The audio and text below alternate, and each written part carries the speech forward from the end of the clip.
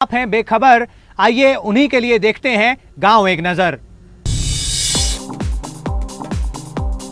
राजस्थान के कोटा जिले की सोयाबीन फसल को इस बार चौतरफा मार झेलनी पड़ रही है। पहले बरसात और फिर डीजल में होने वाली वृद्धि से किसान पहले ही त्रस्त थे। अब इस फसल पर इल्लियों का हमला होने से इलाके की 60% फसल नष्ट हो गई है।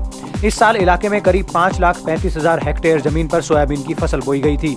बड़े पैमाने पर हुए घाटे से किसानों में सरकारी उदासीनता के चलते खासा रोष है। केरल में औषधियों की खेती जोरों पर है। कारण है इनके पौधों से घर बैठे छोटी बड़ी बीमारियों का इलाज संभव होना। कॉस्टर सिग्निया नामक ये पौधा शुगर के मरीजों के लिए वरदान है। इसके अलावा कई ऐसे बहुगुणी पौधे हैं जिनके इस्तेमाल से जटिल बीमारियों पर भी काबू पाया जा सकता है। पंजाब में इन दिनों अंगूरों की खेती बड़े पैमाने पर हो रही है। इस खेती से किसानों की अन्य फसलों की अपेक्षा अधिक कमाई होती है। इसके अलावा अंगूर की खेती से जल संसाधनों की बचत के साथ साथ भूमि सुधार में भी मदद मिलती है।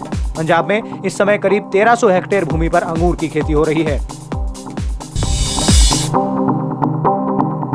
बंगाल की खाड़ी में आए चक्रवात से आंध्र प्रदेश में हुई भारी वर्षा ने जनजीवन अस्त व्यस्त कर दिया है। लगातार 48 घंटे हुई बरसात से करीब 1000 गांव जलमग्न हो गए हैं। साथ ही गोदावरी नदी का जलस्तर बढ़ जाने की वजह से अकेले पश्चिमी गोदावरी जिले में लगभग 30,000 लोग पलायन कर चुके हैं। तमिलनाडु के तंजावुर और तिरुवुर जिले के किसान इन दिनों धान की फसल बोने की तैयारी कर रहे हैं। 4 सालों के बाद किसान अच्छी फसल होने की उम्मीद से काफी खुश हैं। पानी की कमी के कारण कुरबी फसल में हुई नुकसान की भरपाई के लिए किसानों ने इस साल करीब 10 लाख एकड़ भूमि पर धान की फसल बोई है।